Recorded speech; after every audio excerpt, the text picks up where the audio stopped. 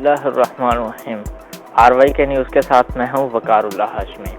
जी, इस वक्त मैं मौजूद हूँ डिवीज़नल सदर बहावलपुर जमीयत उलमाए पाकिस्तान के सदर मोहम्मद रियाज नूरी के पास, जहाँ पर हम उनसे जानेंगे मुल्क में महंगाई और माशी सूरत हाल के हवाले से। महंगाई की वजह से मज़दूर तबका नहायत ही अपनी ज़िंदगी से दो चार है और उसके घर का चूल्हा ठंडा हो चुका है, और दूसरी जानब हुकूमती इत्तेहाद वज़रा और ओपोजिशन आमने सामने हैं। ओपोजिशन का ये कहना है इलेक्शन करवाओ मुल्क बचाओ, जिस पर हुकूमती इत्तेहाद और वज़रा का ये कहना है कि मुल्क अभी साज़गार पोजीशन से दो चार है, लिहाजा इलेक्शन इसका हल नहीं है। तो मज़ीद जानते हैं मोहम्मद रियाज नूरी से।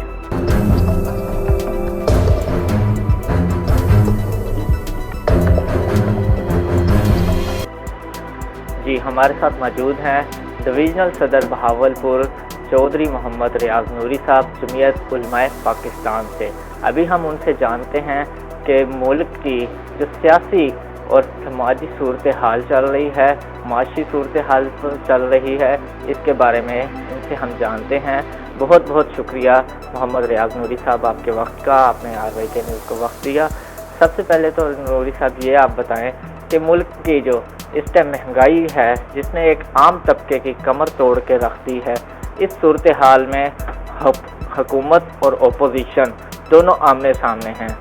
ओपोजिशन का ये कहना है इलेक्शन करवाओ मुल्क बचाओ, और हुकूमती इत्तेहाद वज़रा का कहना है मुल्क अभी ऐसी से साज़गार पोजीशन से गुजर रहा है कि इलेक्शन इसका हल नहीं है। आप इसके बारे में क्या कहेंगे? बिस्मिल्लाहिर्रहमानिर्रहीम। सबसे पहले तो मैं RY की न्यूज़ का शुक्रगुजार हूँ कि वो आज तशरीफ़ लाए और मुझे इज़हार ख्याल का मौका दिया।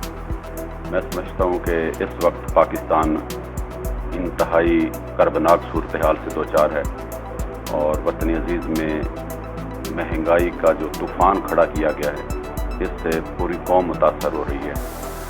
और आपने देखा कि आए रोज़ खुदकुशियाँ हो रही हैं, माएँ अपने बच्चों को कत्ल कर रही हैं, बाप अपने बेटों को मार के खुद सुसाइड कर रहे हैं। और जिस तरह पाकिस्तान के अंदर आटे का बहरान आ गया, और इतना महंगाई हो गई, हर खाने पीने की चीज़ इतनी महंगाई है कि आम लोगों की वो पहुंच से भी मैं समझता हूं कि आगे है। और ऐसे हालात में होना तो ये चाहिए था कि पाकिस्तान की तमाम सियासी जमातें सर जोड़कर बैठती, अपनी आवाम के लिए कुछ सोचती। लेकिन आपने देखा है कि इस वक्त जो सूरत हाल है, अदारे आपके सामने जो किरदार अदा कर रहे हैं वो भी पूरी कौम जान रही है, पूरी कौम देख रही है। सुप्रीम कोर्ट और मकन्ना आमने सामने है। कौमी असम्बली में आए रोज़ सेशन हो रहे हैं, करारदादें पास की जा रही हैं, और एक भी कोई ऐसी करारदाद या एक भी इजलास ऐसा नहीं बुलाया गया जिसमें अवाम की मुश्किलात को कम करने के लिए मनसूबाबंदी की गई हो। उसी तरह शाखर्चियाँ चल रही हैं। प्रोटोकॉल आप देखें कि पहले से भी ज़्यादा प्रोटोकॉल लिया जा रहा है, सादगी बिल्कुल इख्तियार नहीं की जा रही, मुल्क दिवालिया होने जा रहा है। और हमारे सियासतदानों को होश के नाखुन लेने चाहिए। ये एक दूसरे का गिरेबान पकड़ रहे हैं, एक दूसरे को चोर और बदमाश और पता नहीं क्या क्या कुछ कर रहे हैं, बद तहजीब बना दिया पूरे मुआशरे को। अब तो सूरत हाल ये है कि एक पार्टी के कारकुन दूसरी पार्टी को माँ बहन की गालियाँ दे रहे हैं, वो उनको गालियाँ दे रहे हैं। तूफ़ान बदतमीज़ी जो है वो पूरे पाकिस्तान में इन्होंने खड़ा कर दिया है। रवादारी जो थी उसका जनाजा निकाल दिया गया है, और जो एक दूसरे का एहतराम था वो बिल्कुल ख़त्म हो गया है। ऐसे लग रहा है कि पूरा मुल्क जो है वो जंगी सूरत हाल से दो चार है। ऐसे हालात में संजीदा कुव्वतों को भी अपना किरदार अदा करना चाहिए। पाकिस्तान बहुत से मसाइल से दो चार है, और पाकिस्तान की इक़्तिसादी सूरत हाल वो भी कोई तसल्ली बख्श नहीं है। कारोबारी हजरात बड़ी तेज़ी के साथ मुल्क से बाहर जा रहे हैं, अपना सरमाया बाहर लेके जा रहे हैं, और किसी को भी कोई एतमाद नहीं है कि हमने अगर यहाँ पर कोई इन्वेस्टमेंट की तो वो उसका हमें क्या बेनिफिट मिलेगा। करप्शन अरूज पर पहुँच गई है, रिश्वत, चोर बाजारी, इस्तेहसाल, ये तो ना रुकने वाले सिलसिले हैं जो चल रहे हैं। तो मैं समझता हूँ कि جب پاکستان کا آئین یہ کہتا ہے کہ جب اسمبلیاں ڈیزالو ہو جائیں تو 90 دن کے اندر اندر الیکشن ہونے چاہیے، تو یہ پہلے سے ہی لگتا تھا کہ ان کی کوئی نیت ٹھیک نہیں ہے، نہ گورنمنٹ کی نہ دوسری طرف سے، سب اپنی اپنی ذاتی انا کی تسکین کے لیے ملک کو تختہ مشق بنا رہے ہیں۔ جب اس وقت اسمبلیاں پنجاب اور خیبر پختونخوا کی ڈیزالو نہیں ہوئی تھی تو حکومت کی طرف سے یہ مطالبہ ہو رہا تھا کہ اگر آپ یہ اسمبلیاں ڈیزالو کر دیں گے تو ہم 90 دن کے اندر اندر الیکشن کروا دیں گے۔ اب پھر 90 دن کے اندر الیکشن کروا دینے چاہیے تھے، ہونے تو یہی ہے کہ پاکستان کے قومی اور صوبائی اسمبلیوں کے الیکشن ایک دن ہوں۔ تو میں سمجھتا ہوں کہ اب بھی اگر یہ اپنی انا اور ضد کو چھوڑ دیں اور پاکستان کے مستقبل کو دیکھیں، پاکستان کی عوام کو دیکھیں، پاکستان کی عوام کی پریشانیوں اور مسائل کو دیکھیں، تو 2-4 مہینے اگر پہلے بھی الیکشن ہو جائیں گے تو کوئی طوفان نہیں آ جائے گا، کوئی مسئلہ نہیں کھڑا ہوگا۔ اگر یہی صورتحال آپ کہتے ہیں کہ جناب ہمارے پاس وسائل نہیں ہیں اور پاکستان کے حالات بہتر نہیں ہیں، تو کیا گارنٹی ہے کہ 2-4 مہینے یا 5 مہینے کے بعد حالات بہتر ہو جائیں گے؟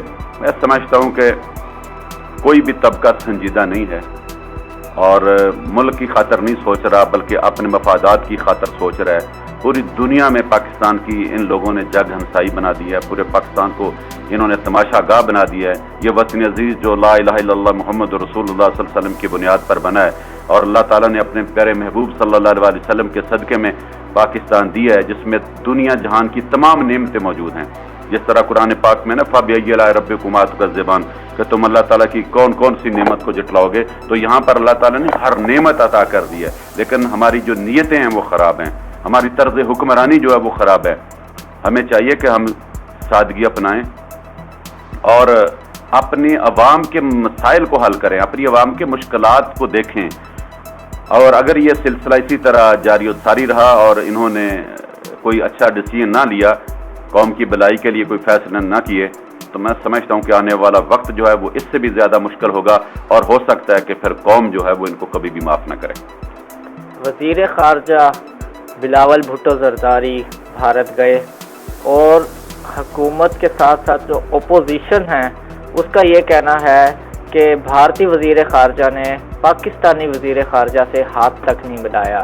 اس بارے میں آپ سمجھتے ہیں کہ پاکستانی وزیر خارجہ کو بھارت جانا چاہیے تھا؟ دیکھیں، جو ہمارے حالات چل رہے ہیں نا جی، جب تک ہمارے اندر یکجہتی نہیں ہوگی، جب تک ہم اپنی قوم کو ایک پیج پہ نہیں لے کے آئیں گے اور تمام سیاسی پارٹی جتنی بھی جماعتیں ہیں وہ اگر ایک ٹیبل پر نہیں بیٹھیں گی اور ملکی مسائل اور پاکستان کی عزت و وقار کے لیے اپنی انا کو قربان نہیں کریں گے تو پھر جہاں بھی یہ جائیں گے ان کو جوتے ہی پڑیں گے۔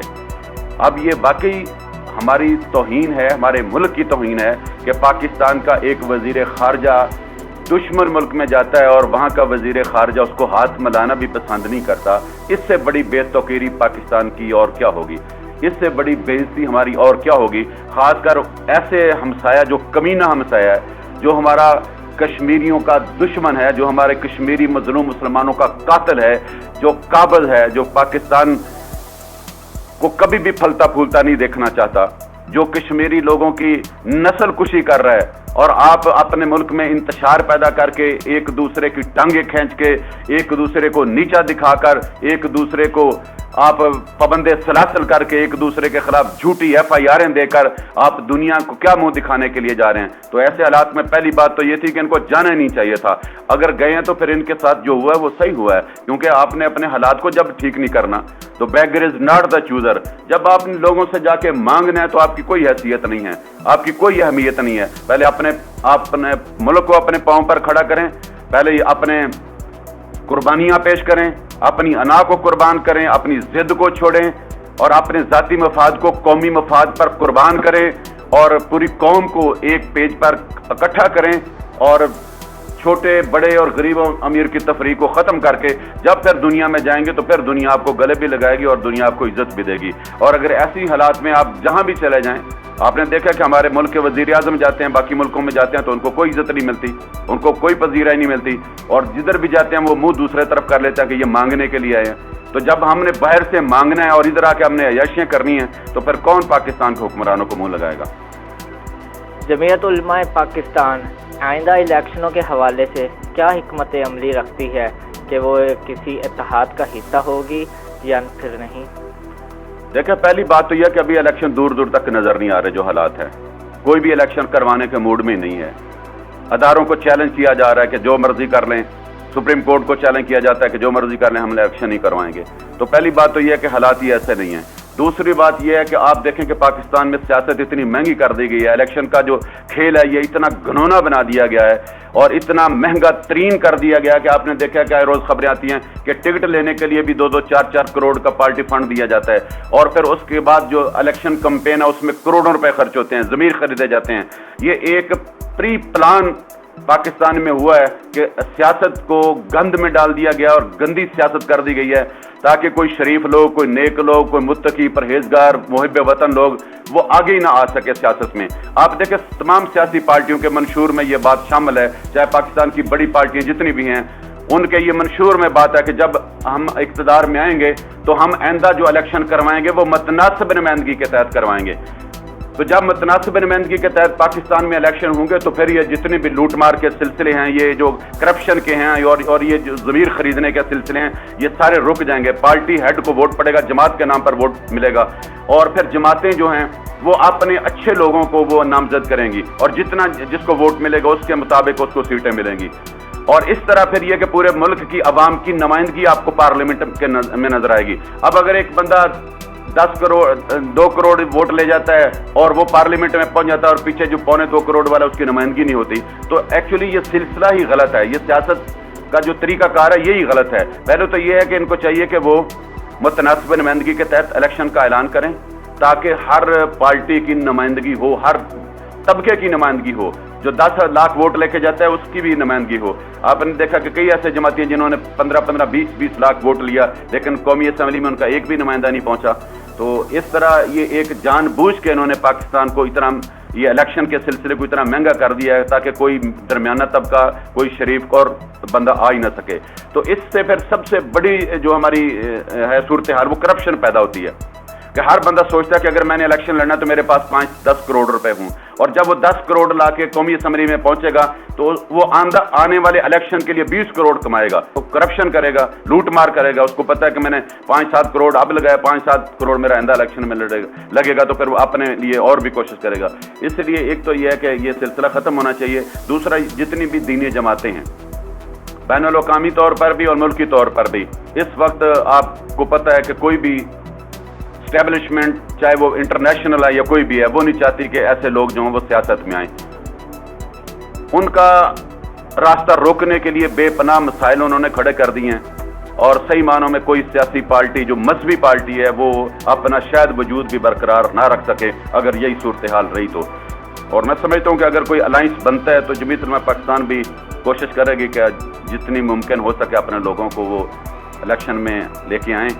لیکن جو اس وقت کی صورتحال ہے وہ صرف جمعیت علماء پاکستان کے لیے ہی نہیں, وہ تمام مذہبی پارٹیوں کے لیے ایک الارم کی حیثیت رکھتی ہے. قائد ملت اسلامیہ امام شاہ احمد نورانی صدیقی رحمۃ اللہ تعالی علیہ نے تمام دینی جماعتوں کو اکٹھا کیا تھا اور اکٹھا کر کے جب متحدہ مجلس عمل بنائی تھی تو پھر دنیا نے دیکھا تھا کہ متحدہ مجلس عمل ایک قوت بن کے سامنے آئی تھی اور ایک صوبے میں حکومت بھی تھی, 72 MNA بھی قومی اسمبلی میں تھے اور ایک مؤثر جو تھی وہ دینی قوتوں کی آواز تھی.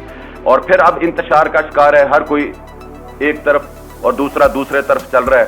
تو ایسے حالات میں سمجھتا ہوں کہ تمام دینی جماعتوں کو سوچنا چاہیے, اپنی صفوں میں اتحاد پیدا کرنا چاہیے, ایک پرچم ایک نشان کے تحت الیکشن میں آئیں تو پھر دینی جماعتوں کا کوئی رول اور کردار بن سکتا ہے. ادروائز سارے ایسے ہی ہیں کہ شام کو یہ پھر شام غریبہ ہی منائیں گے. بہت بہت شکریہ. آپ نے گفتگو سماعت فرمائی. بہاولپور ڈویژن کے صدر جمعیت علماء پاکستان کے محمد ریاض نوری صاحب ہمارے ساتھ موجود تھے. آپ نے ان کی گفتگو سماعت فرمائی. ان کا یہی کہنا تھا کہ اب یہ نظام ختم ہو جانا چاہیے اور ملک میں جلد از جلد الیکشن ہونے چاہیے.